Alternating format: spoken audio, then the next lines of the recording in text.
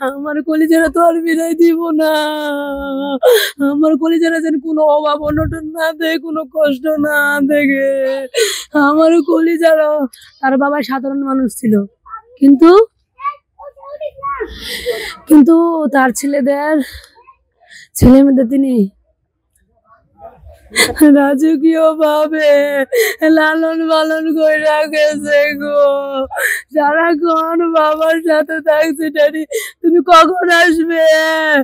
বাবা আমি রুটি সস খাবো, আমার জন্য কোক চিজ নিয়ে আসো। বাবা রে কি খুশি হয়ে গেছে, কালকে রুটি সস বাবা নিয়ে আসছে। বাবার দেখে কত খুশি হয়ে গেছে। মশাই কামড় দিব? বাবা তোমরা মোবাইল দেখো, আমি নিয়ে আসি। হ্যাঁ মজা দিস রে, দুজনকে সুন্দর করে তুইয়া গেল রে, রুটি সস নিয়েছে।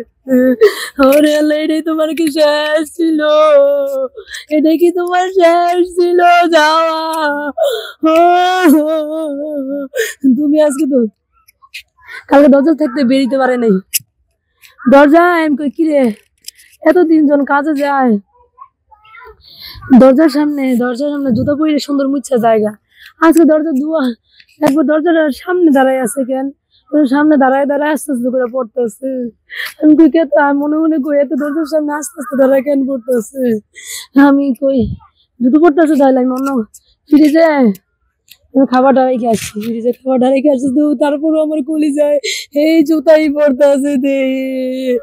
ওরে আল্লাহ, ওরে আল্লাহ রে, আমার কলিজা যাইতে চাই নাই রে আল্লাহ, তুমি কেন লইয়া গেলা রে আল্লাহ?